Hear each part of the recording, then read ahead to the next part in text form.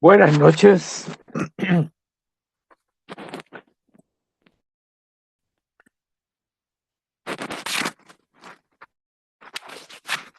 Hola, profesor, buenas noches. ¿Cómo están? Bien, Buenas todo bien. noches, profe. Bien, ¿y usted? Buenas noches. Entonces, Valenzuela. Hola, hola. Hola, hola. Reyes, Negredo.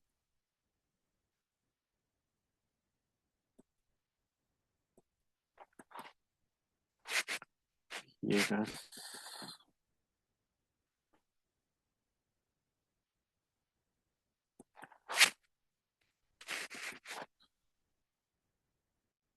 Bueno, estuve viendo que hicieron el control. No sé si ven la nota ustedes. Yo vi las notas que aparecían ahí. Pero son todas buenas notas. Todas sobre 6. La mayoría tienen un 7 en la prueba. Eh, si no tienen la nota me dicen y al final las puedo leer rápidamente. No les apareció la nota, ¿no? Pero tengo entendido que siempre aparece la nota. Bien, entonces estábamos con San Agustín. Habíamos visto el tema de que en San Agustín, ¿no es cierto? Eh,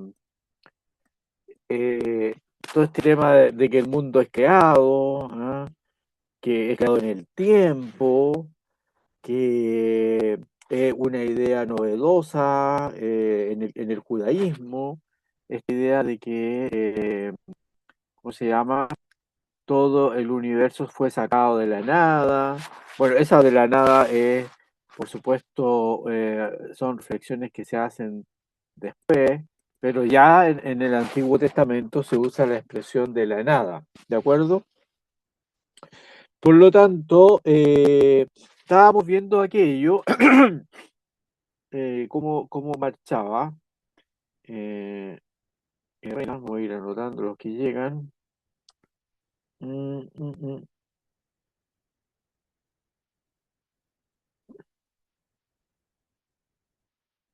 Ah, no aparece Herrera. Exacto, no lo veo a Herrera. Bueno, después al final lo anoto. Entonces, yo tenía por acá este asunto. Presente. Sí, pero no lo veo en la lista. No lo encuentro. Después lo busco con calma. Entonces, la teología de la historia de San Agustín se basa en esta, ¿cómo se llama? En esta dualidad, en estos dos, no me acuerdo si lo vimos o no, el tema de las dos ciudades. Aquí están las dos ciudades. Podemos retomar acá, ¿ah? El tema de las dos ciudades que no son dos ciudades geográficas, sino que son, la semana pasada no tuvimos clase, así que me perdí un poco.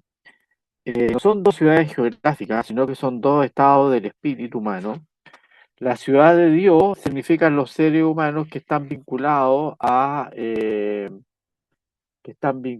¿no es cierto?, a Dios, que viven, aquí está acá, que viven según el espíritu cristiano y que ordenan sus impulsos a la razón y la razón la subordinan. Buenas noches.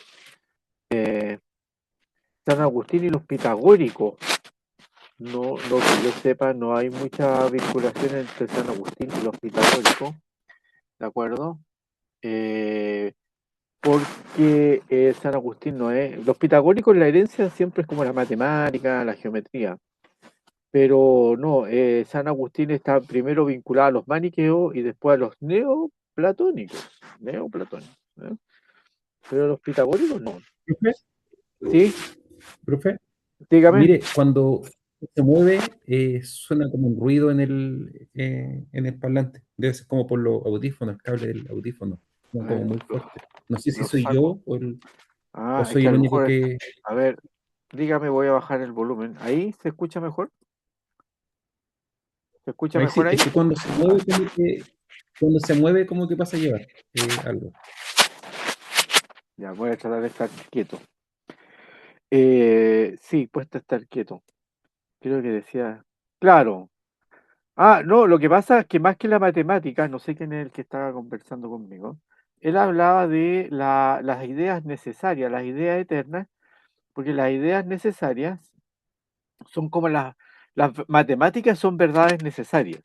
Entonces, claro, la verdad es una verdad necesaria, es una verdad inmutable, como las matemáticas, porque las matemáticas son necesarias y universales, valen en todas partes igual.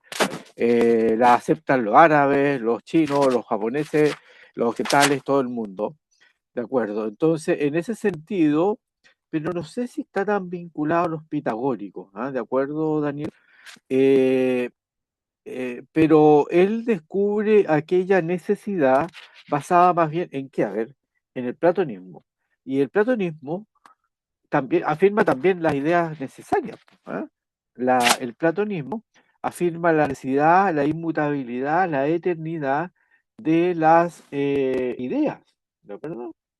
Por lo tanto, eh, por lo tanto, por ahí quizás va la relación, pero yo no sé, la verdad, nunca había escuchado que San Agustín conociese a los pitagóricos o los comentase, pero la vinculación es por las ideas necesarias, sí.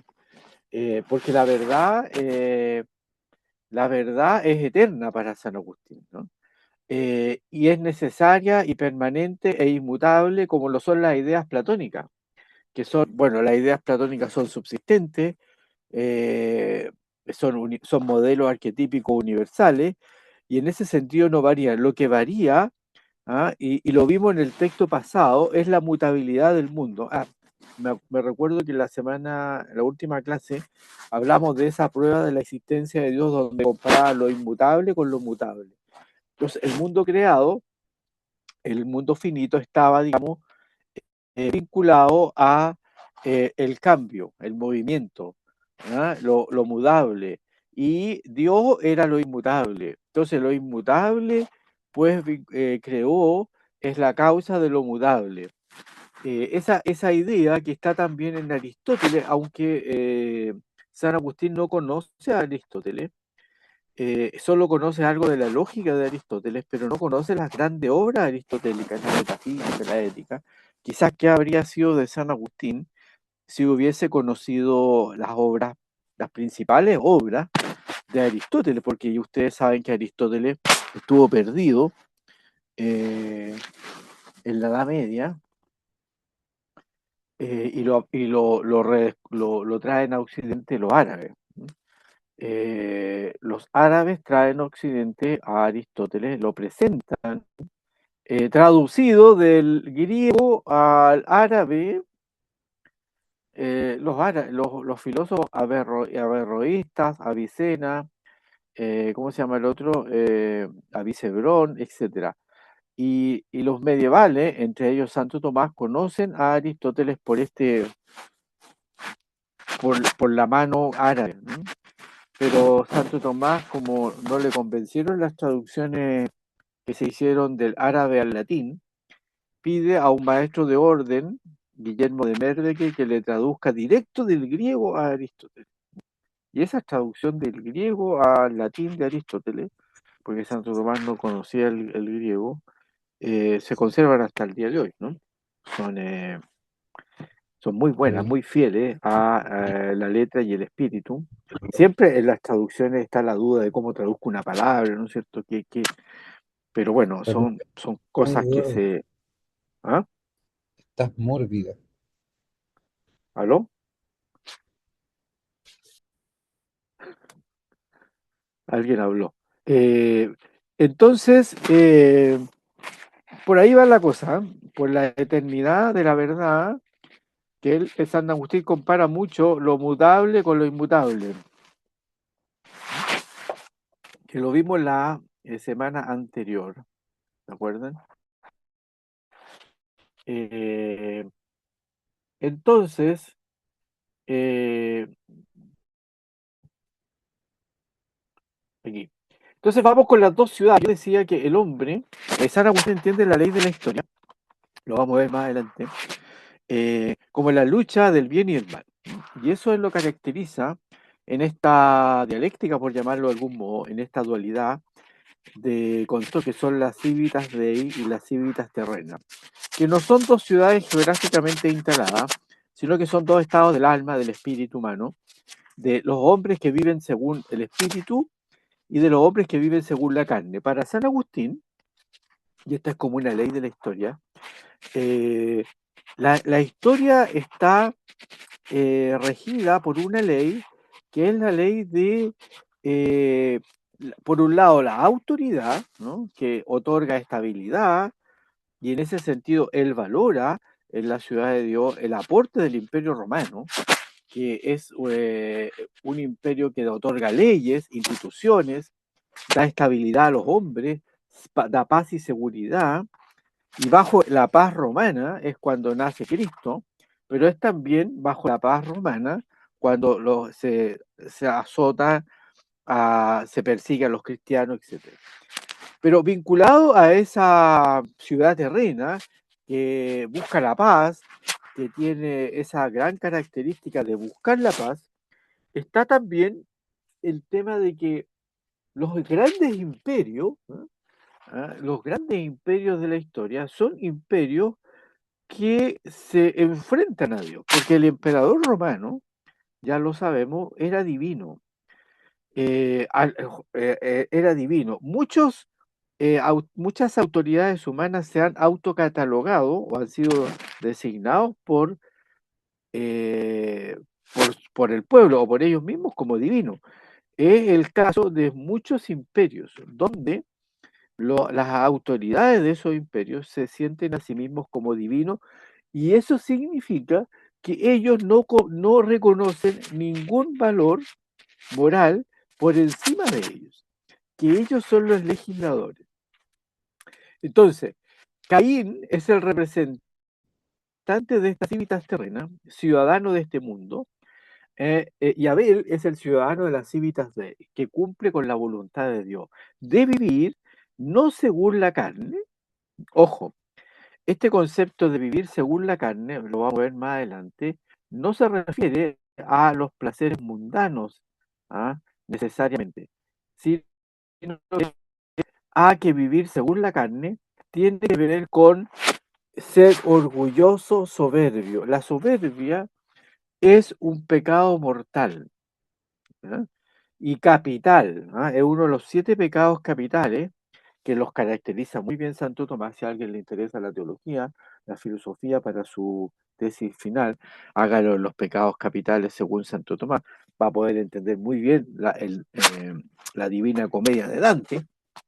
Ahí están todos los pecados, las virtudes de la Suma Teológica. La obra de Dante es como una vulgarización, una popularización de la Suma Teológica. Entonces, la soberbia es el gran pecado del demonio. ¿Por qué? Porque él se siente que por encima de él no hay nada, no está Dios. Y a la soberbia de los imperios humanos, dice San Agustín, se llega por la codicia. O sea, nada ha cambiado, como ustedes pueden apreciar, en 2000 años. Nada ha cambiado, en 1600, 1500 años. Los grandes imperios son imperios codiciosos. El último gran imperio, el Imperio Británico, que empezó a desmoronarse con la Segunda Guerra Mundial, es un imperio el más grande quizás de la historia, el más rapaz de la historia, que llegó a ocupar el 25% de la superficie terrestre. El más rapaz, o sea, el más esclavizante de los imperios.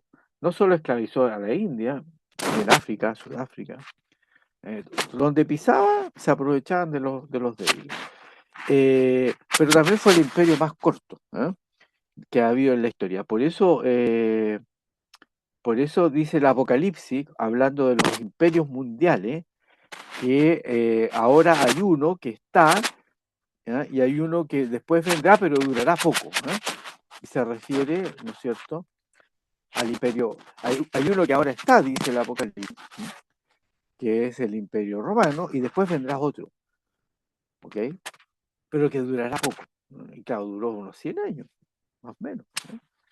Pero el imperio, y todos los imperios son eso, son poderes hechos para esclavizar, para que los demás trabajen, que es el tema que que es el tema que estamos viviendo con Trump, ¿no? Que ha puesto aranceles para que todos trabajen para los norteamericanos. Esos son los aranceles. Y la vieja estrategia ya la hacía el Imperio Romano, que le ponía aranceles al trigo, que se a las telas, que subió pues, a todos los productos que llegaban. Entonces, los imperios, San Agustín ve que la historia humana está regida por el mal y por el bien. En cambio, si uno lo compara con Tombi, ¿se acuerda de Tombi, este autor que Kim Jong-un, bueno, si uno lo compara con, no creo que Kim Jong-un sea tan malo como otro, no caigamos en ese juego de que unos son malos, otros, bueno, que es la estrategia, ¿cómo se llama? Maniquea, de decir el otro es malo, para poder destruirlo, si eso es lo que han hecho, ¿no? Dijeron los iraníes son malos, son tiránicos, son dictatoriales, vamos a eliminar ese régimen maldito, y no ha pasado nada, porque en realidad lo que quieren es el petróleo y otras cosas más. Entonces, los imperios mundiales son eso, ¿no? San Agustín lo ve así. Decía que Tombi lo plantea que las sociedades, las civilizaciones que él llama, nacen, crecen, maduran, se desarrollan y caen, ¿ya? Esa es la ley que ve Tombi. Son cíclicas, ya sabes, Fukuyama, que dijo a los años 90, se acabó la historia, triunfó el capitalismo liberal, triunfó la democracia liberal, se acabó la historia. Hegel, también algo cíclico. Pero seguimos lo mismo, la historia sigue, continúa. Y si en cambio para San Agustín, la historia va a ser una permanente lucha, está regida por la ley de la lucha del bien y del mal, ejemplificada en estos imperios que traen paz, estabilidad, cierto grado de prosperidad, aunque cierto grado de prosperidad a los ciudadanos, pero también hacen el mal. Son imperios antiteocráticos, son imperios que San Agustín los ve como opuestos a la voluntad divina, a la voluntad de Dios. Eso es lo que son los imperios mundiales. Y esa encarnación de los imperios mundiales tiene que ver con la dialéctica Civitas Dei, Civitas Terrena, ciudad de Dios, ¿ya? La ciudad de Dios es el espíritu del hombre que se subordina a la voluntad divina, ¿de acuerdo? Que vive según el espíritu. En cambio, los ciudadanos de la tierra, representados en Caín, viven según la carne. Y vivir según la carne, ojo, no es vivir según los placeres físicos. Para San Agustín, hay un texto más adelante que lo explica. Es vivir ensoberbecidos, sentirse superiores, que es lo que inspira los imperialismos, que es lo que inspira a los imperios. Someter a los demás, subordinar a los demás, que yo sea el que gobierne todo y que todos los demás trabajen para nosotros. Eso es más o menos la idea de Agustín. ¿Dónde me cambié la página? No sé por qué. Ahí están las dos ciudades, ¿no es cierto? Ya. Y esto es lo que desarrolla él en la ciudad de Dios, de San Agustín. Aquí aparece una objeción que se hace una duda que se plantea, porque algunos quizás pueden pensar que la dialéctica ciudad de Dios, ciudad de terrena, tiene algo de maniqueo en cuanto que se niega el carácter de orden natural que tiene la ciudad terrena, pero no es así, porque San Agustín lo dice claramente. Eh, es un concepto espiritual, porque para San Agustín los imperios en sí mismos no son malos en cuanto que encarnan autoridad, encarnan estabilidad, buscan la justicia y buscan la paz. Y como decíamos, otorgan cierto eh, cierta estabilidad y seguridad de las personas, pero son rechazables en cuanto que esos imperios encarnan el mal. Entonces, si Toynbee vio que las imperios o las civilizaciones, como llaman, tenían una época de decadencia que coincide con la corrupción moral, en San Agustín los imperios humanos tienen algo bueno y algo malo. Lo malo es que son soberbios y que encarnan el mal, que buscan hacer el mal por sí mismos. Y eso es lo que él llama la ciudad terrena. Por lo tanto, no hay maniqueísmo en la concepción agustiniana, porque San Agustín valora, de todas maneras, valora el orden de la naturaleza, el orden natural, los gobiernos, las instituciones políticas buscan más que mal el bien de sus ciudadanos, más que mal, con todos los problemas que existen. Lo que pasa es que hoy día, volviendo a lo que decía, exacto, don Pablo, quieren más dinero, lo que iba justamente a decir yo. Mire, una como diferencia entre los norteamericanos o los europeos, Occidente en general, y Kim Jong-un, es que en Corea del Norte manda Kim Jong-un. En Rusia, ¿quién manda? Putin. No manda el poder político, el poder del dinero. No manda a ellos, no manda el poder del dinero. Porque lo que gobierna el mundo es la oligarquía financiera. Ellos gobiernan el mundo. La oligarquía financiera norteamericana financia a moros y cristianos, siempre y cuando obtengan beneficios monetarios. Rockefeller financió, los grandes empresarios norteamericanos financiaron la revolución soviética bolchevique.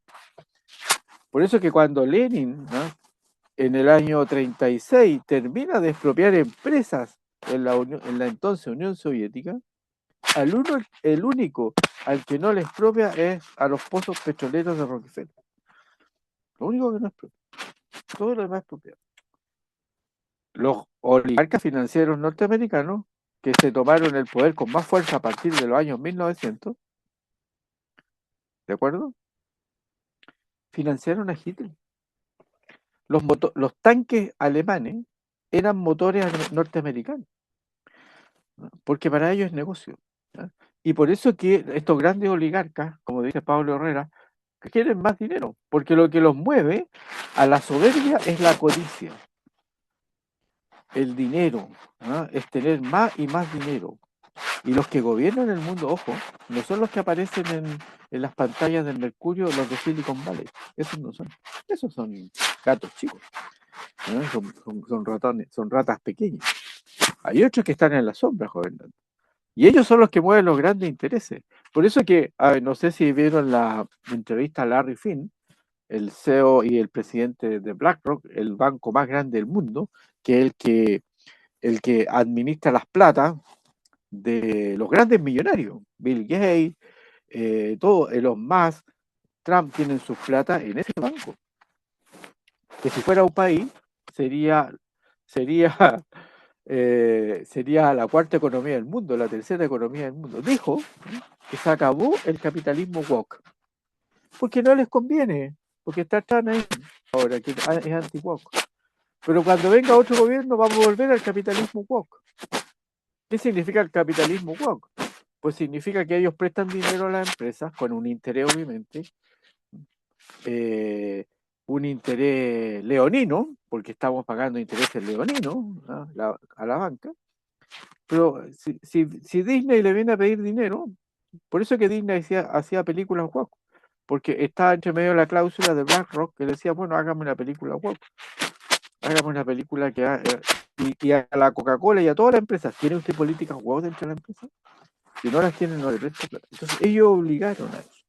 Pero después, ahora que vino Trump, se acabó. Porque no nos conviene. Ellos están del lado que ganen dinero. Ellos van a financiar a cualquiera siempre y cuando que haya dinero. Ahí nombra a los Rothschild que financiaron el Estado judío, ustedes saben, ¿no? Los Rothschild financiaron al Estado judío. Ellos hicieron todo el lobby. Hay una carta del viejo Rothschild, ya está muerto hace rato, que le mandó a la reina, a la corona, diciéndole, oiga, tenemos que establecer el Estado judío.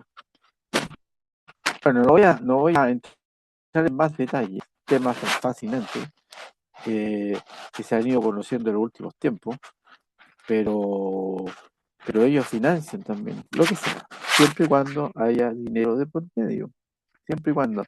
Por eso que apoya las guerras, porque es dinero, ¿no? Está en los archivos Epstein, año 2015. Dice, a veces le escribe a alguien, ¿habrá una guerra en Ucrania con Rusia? Vamos a ganar dinero. Entonces, ¿qué significa eso? Información confidencial que lo hace invertir en empresas de armas y todas las empresas relacionadas. Antes de iniciar la guerra de Ucrania, ya estaban firmados los contratos para reconstruir Ucrania. Ojo. Y ahora, bueno, es todo negocio, estimado. Es todo negocio. Entonces, no tienen escrúpulos en matar inocentes, en destruir un pueblo completo como el ucraniano, ¿ah? Siempre y cuando. Y ahora se descubrió en Estados Unidos el complot que tenían los demócratas con Zelensky. Porque hace rato se sabe que Zelensky ha robado mucho dinero de las cantidades inmensas de dinero que le envió Biden por la guerra. Pero ahora se sabe, se conocieron los correos, los WhatsApp en Estados Unidos, del complot que tenían Zelensky con los demócratas para robarse $100.000 millones. O sea, $100.000 millones que mandaba Estados Unidos a Zelensky se había comprometido a devolverles 90.000 millones, ¿no? Para financiar al partido político. Eso se supo. Y en los correos y WhatsApp decían, apurémonos antes que nos pillen, porque nos van a pillar. Pero cuando nos pillen ya va a ser tarde. No se preocupen. Capaz que haya republicanos metidos. Entonces, las guerras son todos negocios, estimado. Vamos a ver.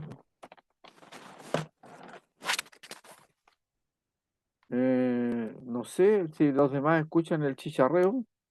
Yo desconecté. No. Vamos a desconectar los audífonos a ver si mejora. Me dicen ahí. Pero yo no tengo nada más abierto acá. De ninguno. ¿Se mejoró? Ya, entonces parece que era el cablecillo este. Que no sé por qué me acostumbré a estar con audífonos. Me siento como desprotegido sin audífonos. Es una cuestión psicológica. Puede que ir al psiquiatra por mis tics. Bueno, ¿en qué estábamos? En la ciudad de Dios. Entonces San Agustín ve que en los imperios se encarna el mal. Y lo dice el Evangelio, ¿eh? El Evangelio Mateo 22 dice que los gobernantes no buscan el bien de su pueblo. Lo dijo Jesús, ¿eh? Porque trabajan para ello, ¿no? Bueno, entonces, ¿dónde está esto? Aquí. Entonces ahí estaba la objeción de Canals. Ahí, bueno, ahí está el tema, ese texto de Ciudad de Dios, donde se habla de la paz que busca la ciudad terrena. Todos los hombres, ¿no es cierto?, están unidos por la paz. Y San Agustín tiene unas reflexiones muy interesantes de filosofía política, que dicen que el sentido de existir que tiene un Estado es buscar la justicia. ¿Qué sería, dice, un Estado que no busque la justicia, sino una banda de ladrones? ¿No? Lo dice clarísimamente. Entonces, ahí está ese texto. ¿Cómo se restablece la unidad del género humano tan anhelada? Porque más que mal, hoy día los grandes gobernantes, los grandes imperios, hacen la guerra para lograr la paz, ¿no? Lo dijo Obama, ¿no? El señor Obama, que no es de mi simpatía, cuando recibe el premio Nobel, que le dan el premio Nobel de forma inmerecida el año 2009, y en el discurso en que recibe el premio Nobel, se lo dieron solo porque había sido el primer presidente de raza negra, pero no tenía ningún mérito político ni moral para recibirlo. El presidente que más guerras ha hecho, que más personas inocentes han muerto, él autorizó los drones, ¿no?, como armas de muerte. Lo dijo descaradamente cuando recibió el premio Nobel, cuando Dice, muchas veces para conseguir la paz hay que hacer la guerra. ¿Ah? Entonces, este belicismo, este imponer la voluntad propia, personal. Bill Clinton hizo una guerra, atacó Yugoslavia para tapar el escándalo con la señorita. O sea, imagínense la bajeza moral de esta gente. Destruyó Yugoslavia para tapar el escándalo con la señorita, la becaria que en Estados Unidos. Entonces, ¿cómo lograr restablecer la unidad del género humano? Pero el problema es que estas autoridades buscan la unidad del género humano mediante la muerte, mediante la guerra, mediante el mal. Creen que del mal va a salir el bien. Tal fue el señorío que el reino de la muerte alcanzó a todos los hombres, se refiere al pecado original, que la pena de vida los precipitaba a todos también a la segunda muerte, una muerte sin fin, sin la gracia de Dios, si la gracia de Dios no liberara a algunos. He aquí a lo que ha dado lugar este hecho, habiendo tantas naciones que distinguen por tantas cosas y lenguas. Sin embargo, no existen más que dos clases de sociedades humanas, que podemos llamar según las Sagradas Escrituras las dos ciudades. Como consecuencia de este pecado original, lo que sucedió es que apareció la división en el género humano. Y la división fue tan radical que con propiedad podemos hablar de dos ciudades. Los que viven según el pecado o según la carne, una, la de los hombres que quieren vivir según la carne, la otra, la de los que pretenden vivir según el espíritu, logrando cada una vivir en su paz propia cuando han conseguido lo que pretenden. Porque la paz de San Agustín, en el fondo, viene del cambio de cada uno. Habrá paz en la sociedad, cada uno experimenta la paz. ¿No? Experimenta la paz. ¿No? ¿Estamos de acuerdo? Sí. Bueno, es verdad lo que dice don Pablo, eso, ¿no? De que los italianos iban a matar a Sarajevo inocentes en la guerra. Era como un tour. Mire la maldad a la que hemos llegado. Habían unos tours de italianos que iban a Sarajevo y los llevaban ahí a los poblados a matar personas. ¡Qué maldad! Bueno, ni hablar de los archivos Epstein, ¿no? Eso sí que es maldad. Bueno, entonces para San Agustín, él dice, mire, si quiere la paz, que cada uno cambie su corazón. ¿Eh? No obliguemos a la gente a cambiar y no cambiamos nosotros. No, al contrario. Los ciudadanos terrenos viven según la carne. Cuando el hombre vive según el hombre y no según Dios, es semejante a Satanás. Ni siquiera el ángel debió vivir según el ángel, o sea, según su propio criterio, sino según Dios para mantenerse en la verdad y hablar en la verdad que procede de Dios y no en la mentira que procede de su propia cosecha. El hombre vive según la carne cuando se ama a sí mismo, y se ama más a sí mismo que a la verdad o a Dios. Cuando el hombre se ama a sí mismo, no amando la verdad que viene de Dios, se ama desordenadamente, es decir, es soberbio. Si es que se manifestó la verdad de Dios en mi mentira y llamó a lo mío mentira y a lo de Dios verdad, y así cuando el hombre vive según la verdad, no vive según sí mismo, sino según Dios. Y cuando vive conforme a sí mismo, o sea, cuando el hombre se hace a sí mismo regla del obrar. Cuando el hombre se hace a sí mismo regla del obrar es cuando vive según sí mismo, según la carne. Esto es según el hombre y no según Dios, no según los criterios de Dios. Sin duda que vive según la mentira. No es que el mismo hombre sea mentira, sino la realidad del hombre es que el hombre ha sido creado recto, no para vivir según sí mismo, sino según el que le creó, que le impuso una regla de moralidad.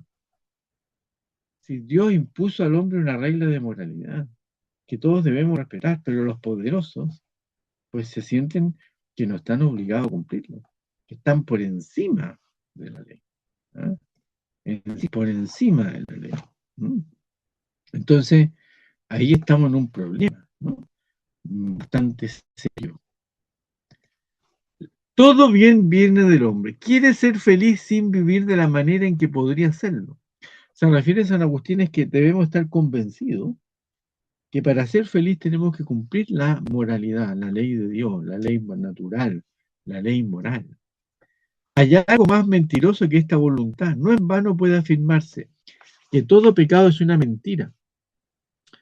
No se comete pecado sino queriendo que nos vaya bien o rehuyendo de que nos vaya mal. Tiene pues lugar la mentira, cuando el hombre intentando buscando un bien, eso nos resulta un mal, o cuando intentando buscar lo mejor nos resulta lo peor. ¿De dónde procede eso? De que el bien viene al hombre de Dios, a quien el hombre abandona cuando se ama a sí mismo. ¿A qué se refiere que Dios abandona al hombre cuando el hombre quiere el mal? A que el hombre recibe su propio castigo cuando busca el mal. Entonces Dios lo abandona. Es decir, es como recibe tómate la sopa que tú mismo creaste, ¿no? O sea, tú querías destruir a los demás, bueno, te salieron mal las cosas. Entonces, ser carnal es vivir según sí mismo y no según Dios. Entonces, el hombre que vive según sí mismo es aquel que vive según la carne. No, repito, el vivir según la carne no es un pecado físico, es un pecado del espíritu, que es peor. Es un vicio capital, la soberbia, a la cual se llega por la codicia de las riquezas, como hemos dicho, ¿ya? El único papa, ¿no?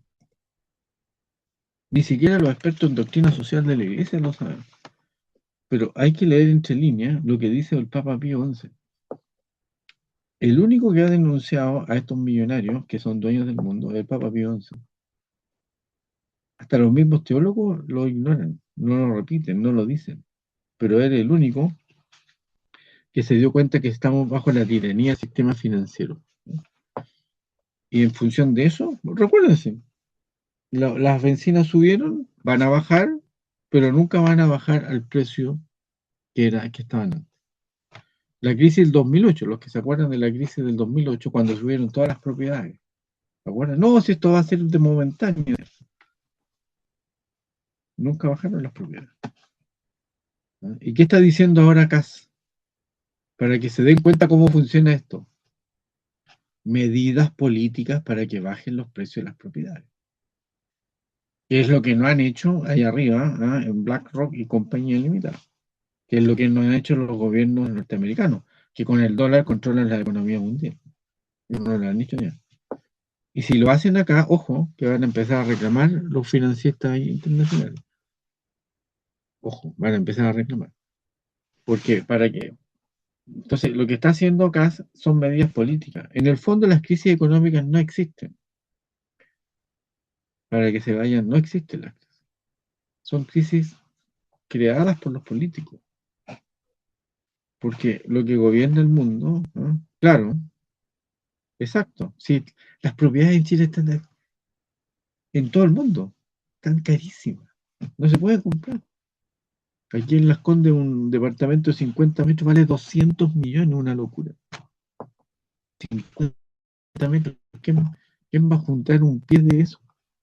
¿Se tarda cuánto tiempo? Es decir, y eso lo podrían ellos modificar, si quisieran. Pero no, están muy cómodos con esos precios, por algo, porque están arrendando y otras cosas más. Entonces, el sistema financiero es quien, y eso lo dijo el Papa Pío XI. Ningún papa antes lo dijo, ni ningún papa después lo ha vuelto a repetir. El sistema financiero es el gran problema, ¿no? El gran problema es que nos tiene atrapados. Es cosa de ver las cuentas mensuales. Estamos en la bicicleta, todo el mundo. Todo el mundo estamos. Te mantiene. La economía es controlada políticamente por la codicia. La codicia. La codicia de riqueza. En ese sentido, tienen razón en algo los comunistas. En algo. Lo que pasa es que ellos denuncian esto para tomarse el poder, ¿no? Y la tiranía que imponen quizás es peor que esta, ¿no? Porque al menos aquí uno tiene ciertas capacidades de movimiento. Pero estamos atrapados, estamos así, estamos atrapaditos. Los que trabajan en el sistema financiero lo saben bien. Entonces, así está montado el mundo, para los ricos, porque ellos eligen a los políticos norteamericanos, ellos los controlan, ellos les pagan el sueldo. Es decir, tienen el control, ¿no? Las grandes fortunas mundiales, y manejan los hilos de todo. En las sombras tienen sus lobbies, su gente que mueve las cosas, ¿no? Entonces, a todo esto llegamos por la codicia. La codicia. No se puede achacar haciendo injuria al Creador nuestros pecados y nuestros vicios a la naturaleza carnal. ya que nuestros pecados dependen de nuestra voluntad, ya que la naturaleza carnal, incluso nuestras pasiones en su género, son buenas ya que vienen de Dios. Aquí San Agustín está diciendo que nuestra naturaleza carnal, que este vivir según la carne, no hay que entenderlo según la naturaleza corporal, porque nuestras tendencias sensibles son buenas, lo que se llaman las pasiones. Las pasiones en la filosofía medieval son lo que llamamos, entendemos por emociones o sentimientos, depende de la nomenclatura, pero no son malas. Lo que pasa es que nuestras tendencias tienen que estar subordinadas al bien de la razón, a la virtud, ¿no? Por lo tanto, cuando hablamos de la naturaleza carnal, no estamos hablando de las pasiones que son buenas en sí, son buenas, vienen de Dios. Lo que no es bueno, dejar al Creador bueno y vivir según el bien creado. ¿A qué se refiere esto? Se refiere a que con la codicia, con la soberbia, nosotros divinizamos un bien que es bueno en sí, como es los bienes materiales. Los, los colocamos al nivel divino. Convertimos aquello que es creado, ¿no? Una de las condiciones para decir que el dinero no es malo, sino que es bueno, es usarlo como instrumento, pero no como fin como ocurre en la codicia. En la codicia el dinero es como fin. Recuerde lo que dice Santo Tomás, que el deseo de riquezas es infinito.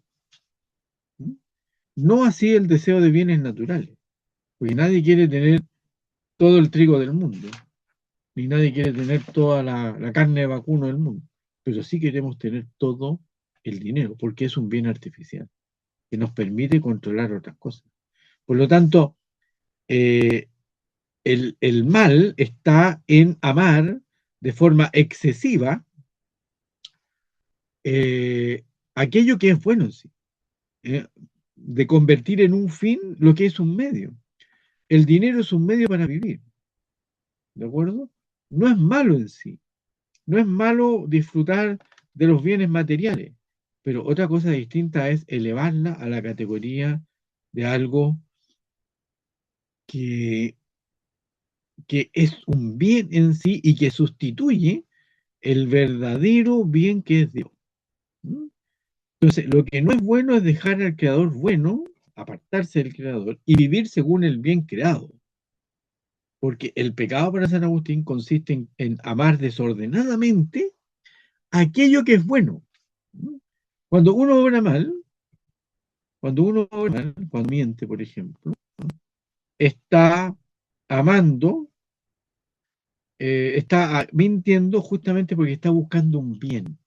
Pero uno no está percibiendo que no debe mentir, porque está engañando al otro, lo está dejando como bobo, lo está usando. Sino que yo busco un bien subjetivo, por eso que el mal ocurre cuando nos movemos por un bien aparente. ¿Ah? Y lo mismo que está diciendo aquí, ¿ah? Lo mismo que está diciendo, elijo vivir según la carne, porque convierto algo que es bueno en sí, como son los bienes creados, en un fin. ¿Ah? Y ya elija uno vivir según la carne, según el alma o según el hombre total formado de alma y cuerpo. Porque también y esto es la soberbia, ¿no? A lo que se llega por la codicia de riquezas. ¿Ah? Pues quienes alaban la naturaleza del alma como bien supremo y acusan a la naturaleza de la carne ser un mal, los maniqueos, estos son los maniqueos, aman carnalmente el alma y huyen carnalmente de la carne, siguiendo en esto la vanidad humana y no la vanidad divina. ¿De acuerdo? Entonces es muy interesante lo que dice San Agustín, porque él de ningún modo desprecia las cosas del mundo, el dinero, los bienes creados, pero hay que amarlos como bienes. ¿Ah? ¿Para qué? Para amar a Dios sobre todas las cosas. Y todo lo demás se subordina al amor divino. Entonces, el principio de todo pecado es la soberbia. ¿Mm? Vivir según sí mismo. Comenzaron a ser malos en su interior, para caer luego en abierta desobediencia, pues no se llegaría a una obra mala si si no le hubiera precedido una mala voluntad. ¿Eh? No se llegaría a una obra mala si no le hubiere precedido una mala voluntad. Ahí hay que corregirlo. A su vez, ¿cuál pudo ser el principio de la mala voluntad si no es la soberbia? ¿Qué es la soberbia? Sino el apetito de un perverso encumbramiento, el deseo perverso de enaltecerse, el deseo desordenado de la propia excelencia. Por eso que una de las hijas, cuando Santo Tomás habla de los pecados capitales, y la soberbia es un pecado capital, le llama capital porque viene de cabeza, son cabeza de otros pecados. Entonces, cuando Santo Tomás en la segunda trata de los 7 pecados capitales, les pone hijas, ¿no? Que es algo que está en la patrística también, les pone hijas. Una de las hijas del pecado de la soberbia es la vanidad, ¿no? La vanidad. Y así a todos los pecados capitales les pone hijas, es decir, son origen, cabeza de otros males, de otros pecados, ¿no? Entonces, la soberbia es el deseo desordenado de la propia excelencia, ¿no? Han conocido personas grandes, digamos, grandes en el sentido de personas sabias, por ejemplo, o muy buenas, saben que esas personas que son buenas o muy sabios, no aparentan nada, ¿no? No aparentan nada, no imponen nada. ¿Por qué? Porque están seguros de su propio valor. En cambio, el que no tiene valor es el que trata de enaltecerse, de encumbrarse, de ser algo, de dominar la voluntad. Quizás podemos vincularlo con la voluntad de dominio de Nietzsche, ¿no? El tener el dominio sobre los demás, ¿no? El poder tener control sobre los demás. Recuerde usted que, bueno, no hablemos de Nietzsche, ¿no? El encumbramiento perverso no es otra cosa que dejar el principio al que el espíritu debe estar unido y hacerse principio para sí mismo. Entonces es un encumbramiento perverso que el hombre que vive en el espíritu no lo necesita. Y este es el principio, la raíz de todos los males que un hombre puede hacer a los demás. Sentirse superior, sentirse que no tiene que arrepentirse de nada, de nada de lo malo que ha hecho a otros. Bueno, acá también se unen otras cosas más, pero básicamente va por ahí. Tiene esto lugar cuando uno se complace demasiado en sí mismo, y se complace así cuando se aparta del bien inmutable que debió agradarle más que a sí mismo. El hombre, para no caer en la soberbia tiene que agraciarse, tiene que alegrarse en el bien divino, ¿no? Por eso que el hombre verdadero, digamos, el hombre que no necesita encumbrarse por sobre los demás, sabe lo que vale, ¿no? Sabe que tiene, ¿no es cierto?, un valor y no necesita demostrarlo frente a los demás, ¿no? Entonces, esto vale para los hombres personalmente y también vale para las sociedades, para los imperios, para las civilizaciones, ¿no? Por eso que algunos pueblos, sociedades, civilizaciones, como queramos llamar, se sienten superiores, ¿ya? Y vienen menos a otros países, a otras nacionalidades, a otras razas, a otras etnias, porque están inspirados por la soberbia, ¿ah? Que es el deseo desordenado de la propia excelencia. No es que no necesitemos un reconocimiento, lo necesitamos, ojo, pero la soberbia es el deseo desordenado de la propia excelencia. Y la excelencia, ya lo podemos vincular con ética, viene a los hombres por la práctica de la virtud. El soberbio se busca a sí mismo, es decir, busca no subordinarse al bien moral objetivo. ¿Por qué tiene que haber un bien moral objetivo? Porque todos tenemos que cumplir las mismas reglas. No pueden haber ventajas de uno por sobre el otro. No es que yo no pago impuestos, tú sí. Yo pago la micro, tú no. Yo soy pobre, no pago la micro. Yo soy pobre, no pago impuestos. Yo soy pobre, no. Todos tenemos que cumplir lo mismo. Y eso vale también en el orden moral. Yo puedo mentir, ¿ah?, porque, no sé, tengo necesidades de mentir para obtener un beneficio. Usted no puede mentir porque no lo necesita, pues yo sí. Bueno, cuando uno no cumple la ley moral, está obteniendo una ventaja, sobre otro, ¿no? Es bueno tener el corazón hacia arriba, pero no hacia sí mismo, ¿no? Eso que decíamos, cada uno necesita ser valorado, estimado. Pero otra cosa es buscarse a sí mismo, ¿ah? Saciar sus propias tendencias, ¿ah? Una persona egoísta, yo creo que todos nos hemos cruzado con personas egoístas que son personas difíciles, porque se buscan a sí mismos, no ven el bien de los demás, ¿ah? No ven las, como llaman hoy día, las necesidades de los demás. No ven que en el otro hay un bien que reconocer. No ven tantas cosas buenas en el otro y solo ven, están en tensión hacia la satisfacción de sus propios impulsos, que son muchas veces impulsos desordenados. El que se busca a sí mismo se encumbra perversamente. Lo malo de esto no es tener el corazón hacia arriba, porque esto es bueno. Lo malo es creer tener el corazón dirigido hacia lo alto cuando uno lo dirige hacia sí mismo, para satisfacer sus tendencias desordenadas, sus impulsos desordenados, sus pasiones desordenadas. El que es egoísta en el amor, por ejemplo, es porque quiere que todos le sirvan, ¿no? Es porque no quiere ceder, es porque no quiere buscar el bien del otro, porque cuando uno ama a otra persona tiene que buscar el bien en común, ¿no? Y ahí es cuando vienen todos los problemas, cuando uno se ama solo a sí mismo y cree que el otro solo tiene que amarle a él, y él no tiene que sacrificarse ni hacer nada. La palabra sacrificio, ya saben, ha desaparecido del que moderno. Ya no existe la palabra sacrificio. Posponerse, porque estamos acostumbrados a una sociedad consumista, individualista, donde se valora el éxito, ¿no? Y por eso que somos intolerantes a las frustraciones, porque queremos éxito, éxito, éxito, éxito, ¿no? Es bueno tener ya.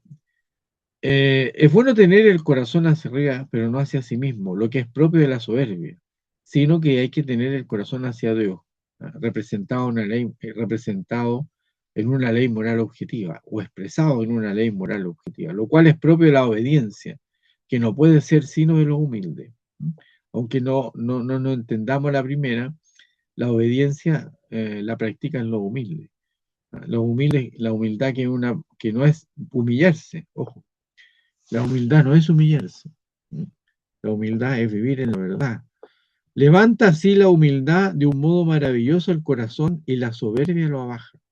Como decíamos antes, la persona que no necesita aparentar nada, ese es el humilde.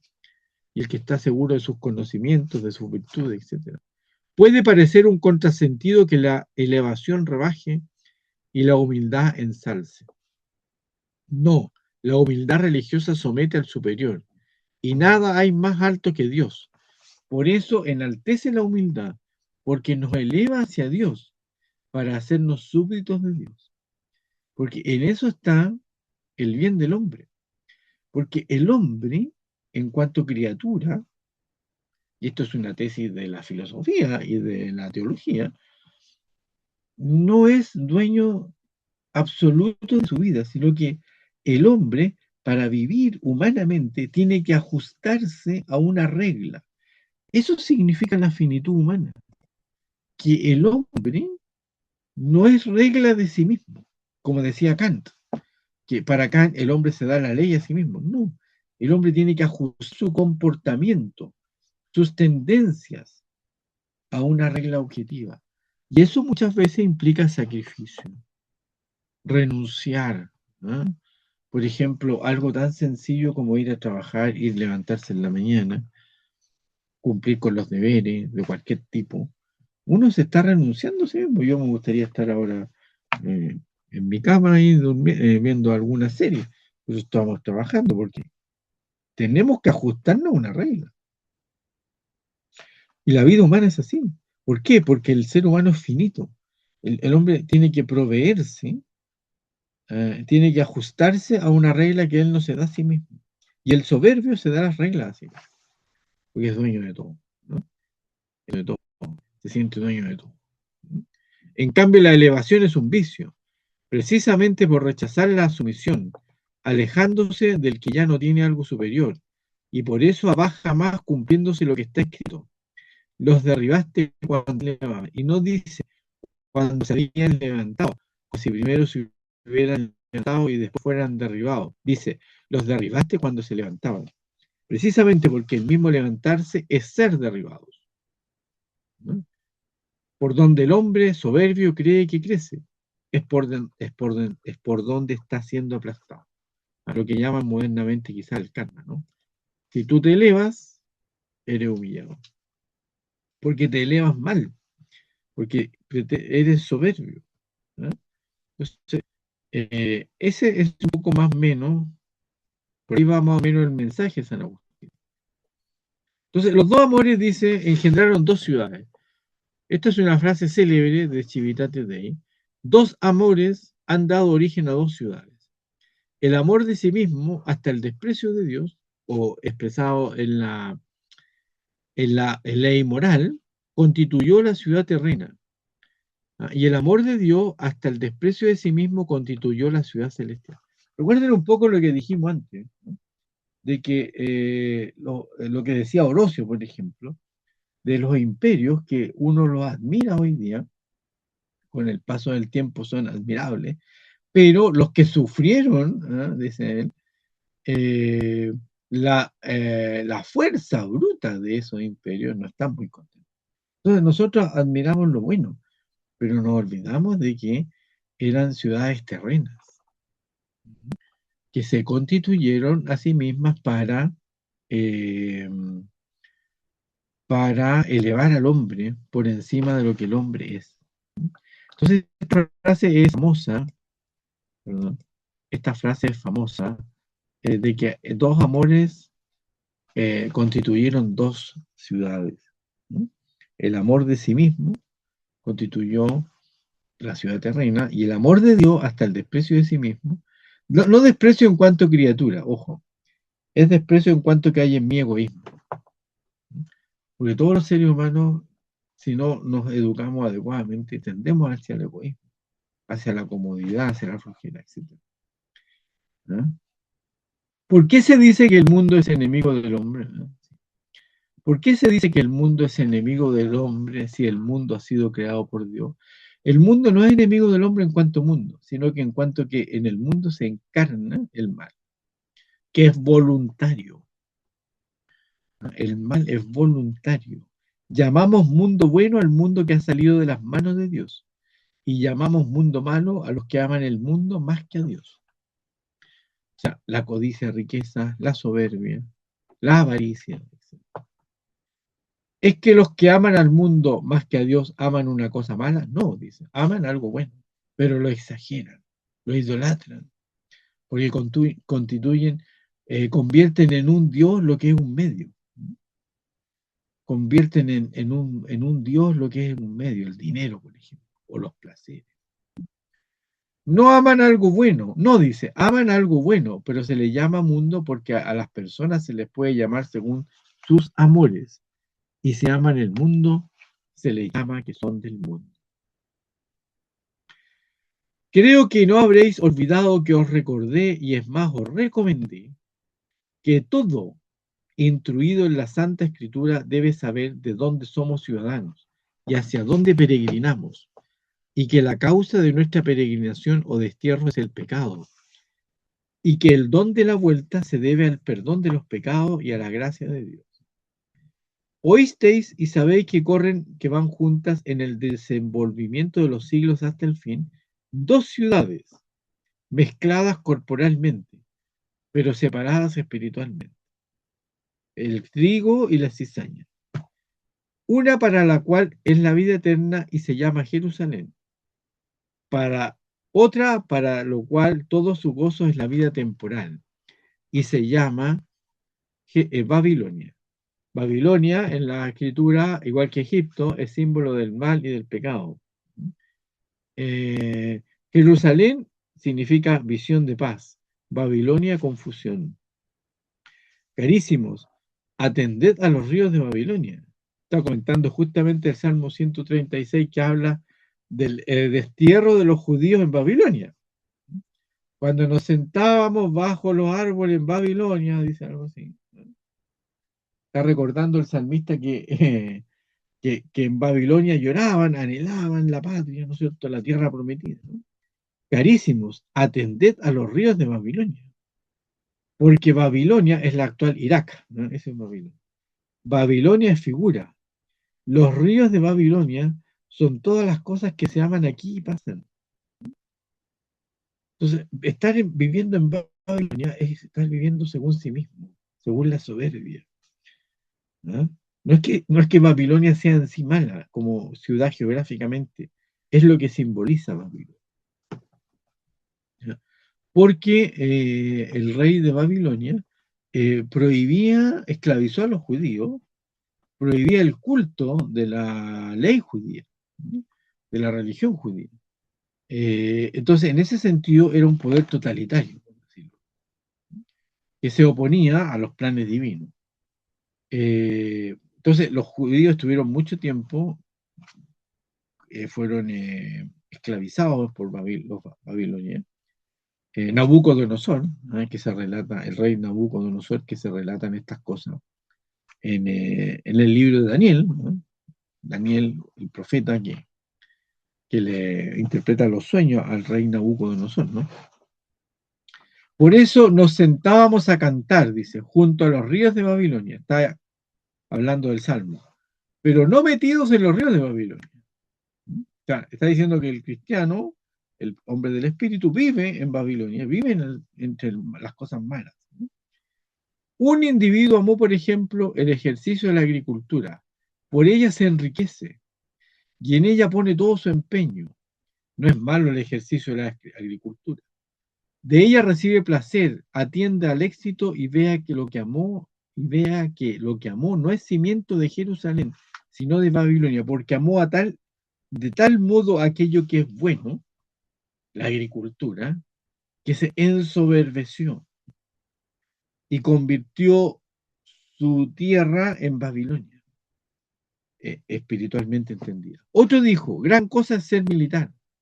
Todos los agricultores me temerán, me obedecerán y temblarán ante mí. Si fuese agricultor, tendré que tener miedo al militar. Si fuese militar, seré temido por el agricultor. Es decir, se ensoberbeció. Buscó ser militar no para servir a la patria, sino para que los demás le teman. Oh insensatos, te precipitas en otro río de Babilonia más turbulento y arrebatador. No es malo ser abogado o médico. Lo malo es poner ahí todo el empeño, porque entonces uno se pierde. A propósito de ser médico, venía escuchando en la micro a dos estudiantes de medicina, ¿no?, qué cosas contaban, ¿eh?, de lo que ven de sus maestros, de sus profesores, ¿no?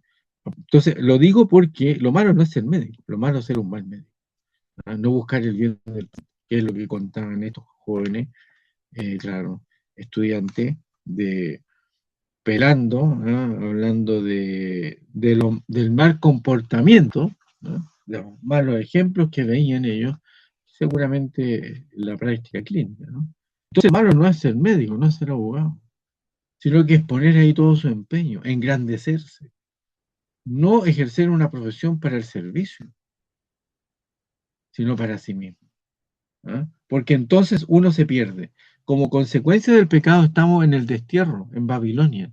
Y estando en Babilonia tenéis que amar la paz de Babilonia, porque su paz será vuestra paz. Tenemos que procurar la paz de la ciudad celeste, porque esa paz es interior y es la que nos permitirá educar bien a nuestros hijos, crecer bien en la virtud, encaminar mejor el corazón a Dios. Si lo que necesitan los hijos que nosotros le inculquemos y le demos ejemplo es de virtud. No necesitan más que eso.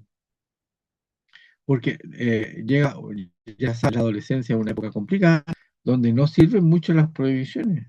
Uno tiene que inculcarles la virtud, darle buenos ejemplos, conversarles, ¿ah? Persuadirlos, más que prohibirles. porque eso no funciona. Los psicólogos dicen negocie, negocie, negocie. Bueno, algo de razón hay en eso, ¿no? Pero a la vez también tiene uno que ir iluminando comportamientos, que vayan reconociendo más los comportamientos de los demás, que vayan distinguiendo una cosa del otro. Y cuesta, ¿no? Porque hoy día el mundo está, y las redes sociales, todo tan atractivo, ¿no?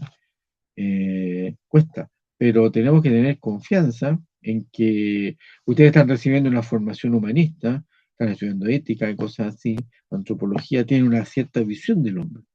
Bueno, esas cosas hay que ir aplicándolas. Quizás no con un lenguaje filosófico, pero sí pues, dando los consejos precisos, ¿no? Eh, y se lo aseguro que funciona, porque los niños escuchan, ¿eh?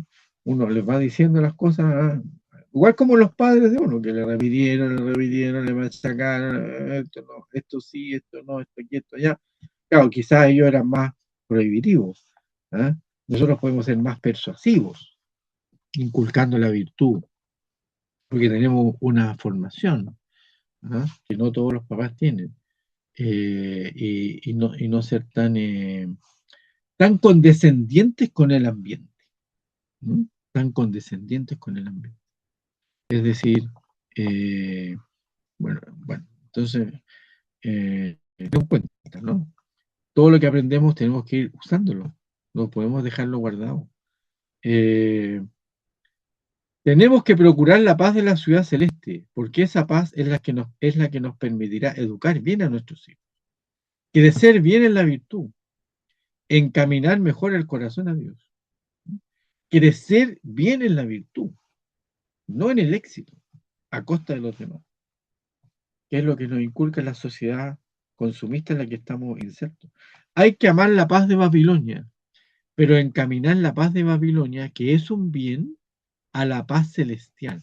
La paz de Babilonia se refiere a la estabilidad, la seguridad de las instituciones que nos ofrece el mundo hoy día, la sociedad. Debemos amar la paz de Babilonia, dice San Agustín, en el sentido de que estamos insertos en una estructura social, que no todo es malo. Lo que es malo son los comportamientos de las personas. Pero no es malo un banco, no es malo el comercio, ¿no? Lo malo es caer en la trampa del consumismo. Lo malo es que es este sistema financiero que nos ahoga, la codicia que hay detrás. Eso es lo malo, pero no el banco en sí, o el comercio en sí. ¿Eh? ¿Me explico? Entonces, ¿por qué? Porque lo que debe imprar la virtud moral. ¿Eh?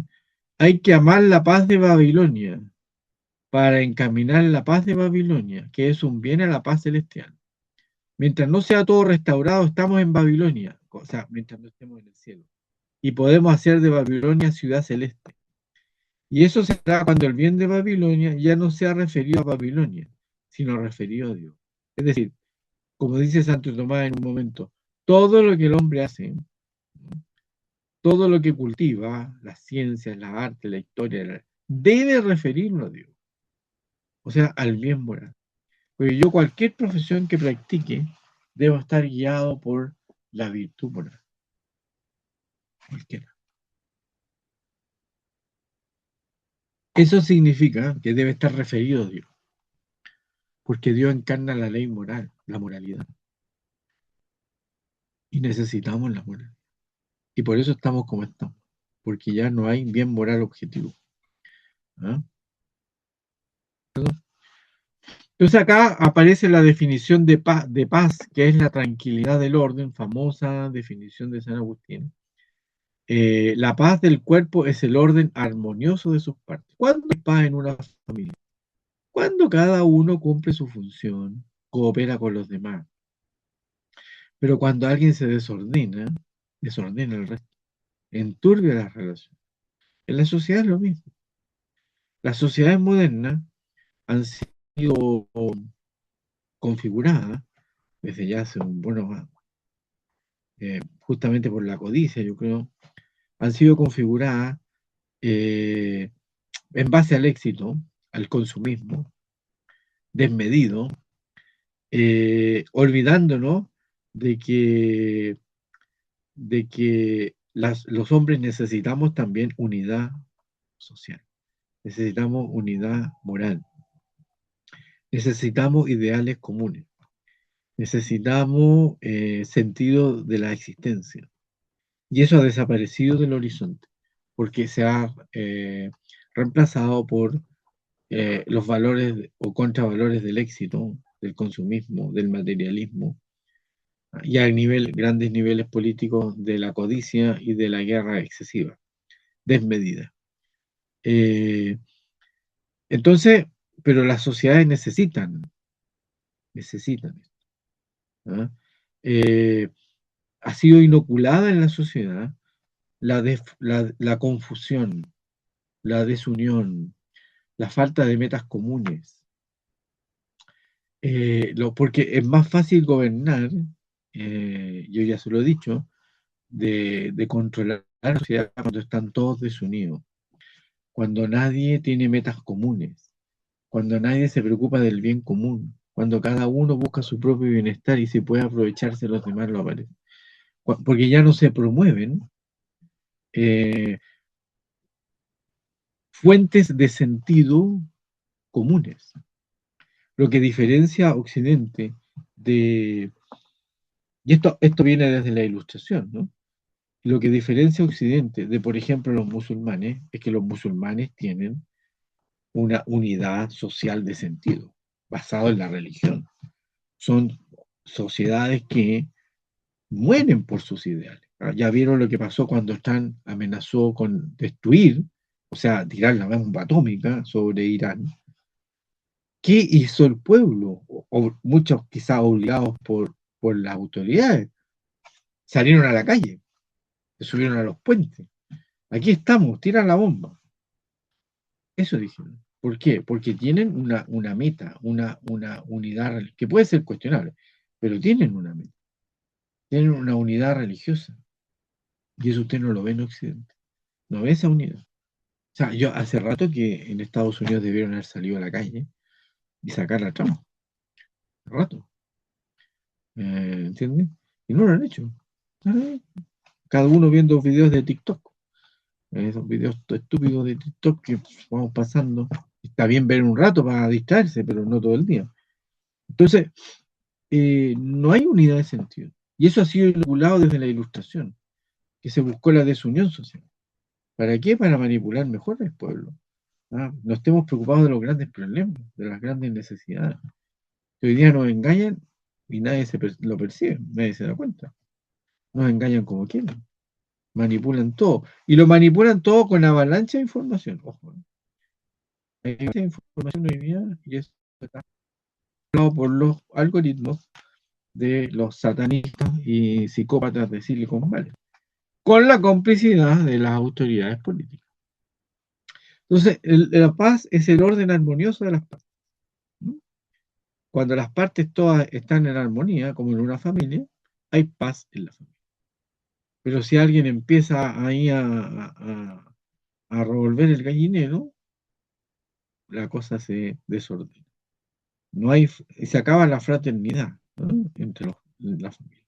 Ya, entonces ahora viene San Agustín y el problema del milenarismo, pero lo vemos el próximo día, porque ya estamos ahora, para que vayan a descansar, a tratar de dormir, estudiar.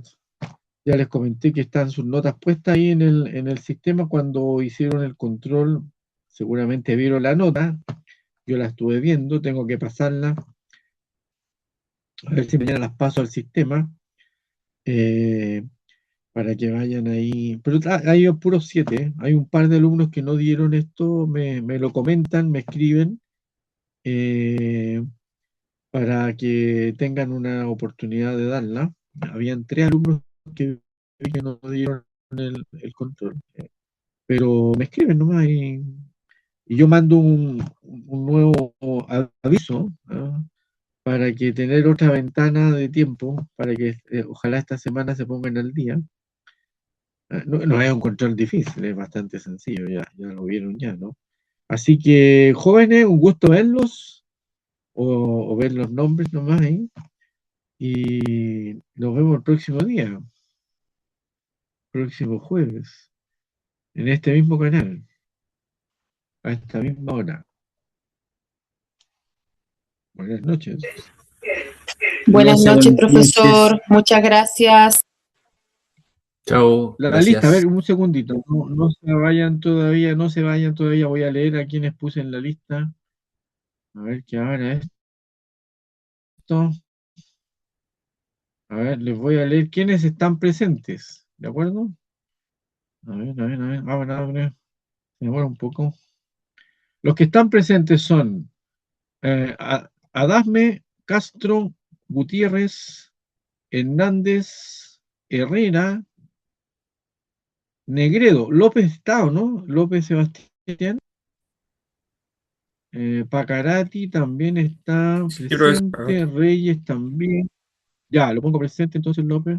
Eh, Esperanza Romero vino, Belén Esperanza. Eh, Valenzuela está presente, Verdugo está presente, Villegas está presente. ¿Ah? Parece que faltó solo Belén Romero. Bueno, ahora sí, buenas noches, jóvenes. La próxima semana seguimos con San Agustín. Cuidados. Buenas noches, gracias, profesor. Buen fin de semana. Tómense una copita de vino ahí para discutir estas cosas. Nos vemos, cuídense.